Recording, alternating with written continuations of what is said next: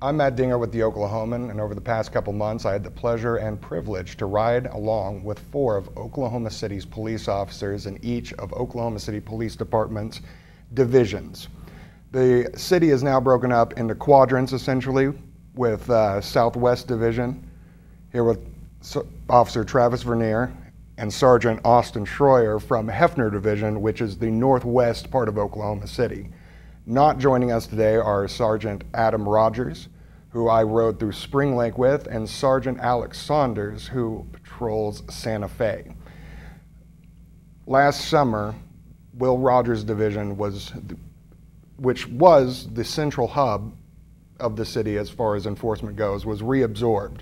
So I wanted to go back out, kind of see how the city is policed these days. And again, thanks you guys for joining me. Sure. And we'll start with you because you were my first ride along. I'd never been out, covered crime for nearly a decade, but had never actually been on the road with you. And one of the things that stood out to me about your policing style was something I heard you ask several people. We responded to calls for service rather than going to investigate crimes, more or less. And I remember you asking each person at some point during the field interview, what would you like me to do? Can you tell me more about how you handle calls on? Sure. When we get calls as a police officer, there's only certain things you can do by policy legally. And people are calling for help. Sometimes when you get there, you realize there's not any enforcement action you can take, but you can always help somebody come to some sort of solution, make them happy with their interaction with us. So that's the easiest way to get to what they want, is ask them. And then you explain what you can and can't do, and then try to come up with a solution for them so they are happy with the police department and the response that we gave. And sometimes it seems like it doesn't even need to be a police action. Some of the advice that you gave was just mediation, yeah, just advice. Sometimes that's all we're there for. Yeah, I mean, no one went to jail when we rode together and we were in a car for 8 hours or so responding to 10 calls. hours almost, yeah. Absolutely. And you have a quote which I absolutely love and I think encompasses pretty much what you do on the streets. Can you share that with us and elaborate a little further? Yeah, I heard a quote a long time ago that police work is long periods of boredom interrupted by brief moments of sheer terror. And I found that to be true. I mean, you're typing a report or you're just kind of going through some run-of-the-mill incident and all of a sudden the radio kicks off and it's game on. Absolutely, absolutely. And you know, I saw that with you riding around on the streets. I think we were going to look for dinner choices or we were talking about something to eat and all of a sudden there was a call that we had to attend to very quickly and we break that line where it goes from something I've seen on a page or in a police report or in video that's released. I realize that I'm suddenly there.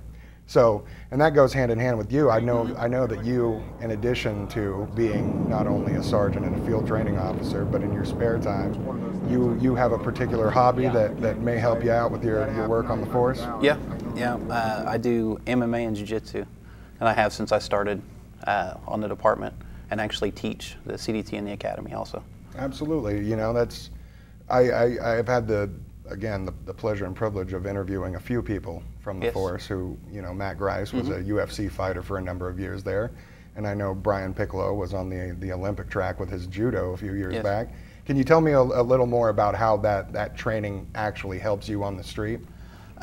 Just like with anything else, the better you're trained, the better you can handle yourself in high stress situations.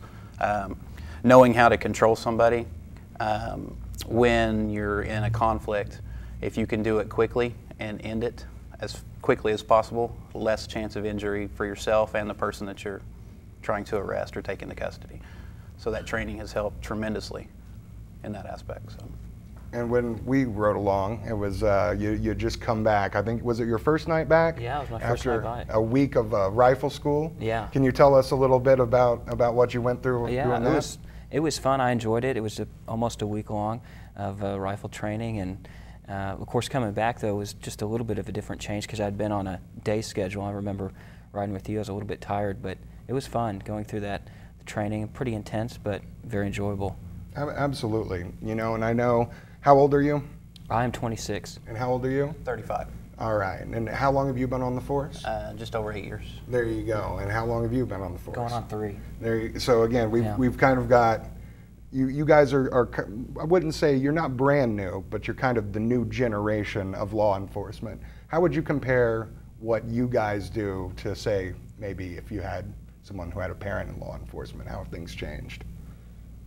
I think the training has changed. I think the use of technology has changed. I think law enforcement today has become more professionalized than it was in the 50s and 60s. Well, the general outlook on law enforcement, like you said, and the interaction with the citizens in the community. I mean, with the political environment the way it is now, it's, you have to get out, know the people that you're serving. They have to know you, know your intentions, and that you're out to do the best job that you can and not take advantage of them. Absolutely. So. And something that I noticed with you guys was your level of professionalism was very calm and conversational. I think a lot of people have this idea of, seeing things on television. It's all, it's all police stops and, hauling people off to jail. But on how many of your calls would you say your average contacts result in some sort of citation or arrest? At least for me, not the majority. The majority is kind of dispute mediation resolution. And I think you're right. I mean, you watch a lot of cop shows and you think that we're just going from action to action. That's not always the case. There's quite a bit of other work that we do that's not so glamorous or flashy. Sergeant, what's your favorite part of the job? Oh man, I get paid to drive around, carry a gun, talk to people. I mean, there's nothing about this job that I would actually like to change. I mean, the job as a whole, everything it encompasses, it makes it what it is, and I wouldn't change anything about it. Well, I know that Oklahoma City has announced a hiring freeze, but I've been told that the academy that's coming up is locked in, and there are still some slots open for the following academy, but no one really knows at this point when more officers will be able to be hired after that. What do you recommend or advise to recruits who want to come in and be a police officer in Oklahoma City? Let's see, start the process early. I mean, it is a long process. It can take 6 months to a year to get all the background checks and all the investigation of the person that wants to apply to get the ball rolling. So if you're interested, start early to get on. Yeah, I think that's true. And I would say, too, that it is a long process, but I found it completely worth it. If it's something that you want to do, it's one of the best jobs I've ever had. In fact, it is the best job I've ever had. And in a lot of ways, I don't even view it like a job per se. It's more of kind of almost a calling. Yeah. So I think if it's something that is for you, get in there, get in the process, and start working through it. It's not easy, but in the end, it's rewarding. Yeah, I've absolutely seen that. With Oklahoma City, it tends to be their officers like working extra duties and patrols and things along that line. So you've been on for almost 3 years, and you've been on for 8. Do you have any regrets? I regret that I didn't start sooner. I mean, I got on about, I think I was 26 when I started the academy. And just to think where I could be if I would have started when I was 21, that would, I'd be a supervisor by now, so. Well, if I understand correctly, if you have a certain amount of time on the force, you can test for higher ranks. Yes.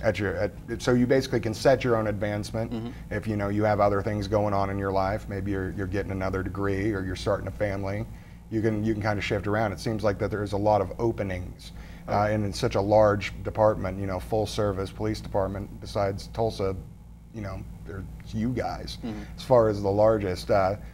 What kind of opportunities are available to new recruits just besides basic patrol? There's all kinds of schools, specialized schools.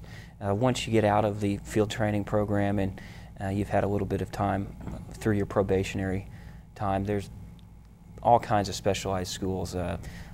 For instance, I've only 2.5 going on 3 years, but just this summer I went to an advanced accident school learning how to investigate accidents, went to patrol rifle school, leadership school. So there's a lot of those kind of career development opportunities.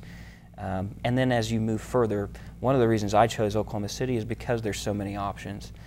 There's still things that I'm learning about that our department does that I didn't even know about. And so at least for me, that was something that was always appealing, that patrol will always be there. If I want to go back and work the streets, it's always going to be there. But if I want to try something else, there are those opportunities too. All right, and my final question, whoever wants it can take it. Is being a police officer anything like how it's depicted on television or in the movies? Absolutely not. It is over-sensationalized on TV. What the day-to-day duties of a police officer is nothing like that you see on TV and the movies. Best way to get a good idea is actually go on a ride-along like you did. I mean, that's to see what it's actually like, because most of it, like he said, it's slow, it's boring, and then the radio kicks off and you're going. Yeah, I mean, I believe the last call that you and I went on too was a silent alarm. I think it just accidentally got bumped, but boy, we showed up en masse, and again, no one knows. Yep. You know, you guys are literally the first on the scene, so it was exciting and fun as it was harrowing, and well, in a lot of ways, you know, you saw some things that were a little upsetting. You know, that's just kind of the nature of the business.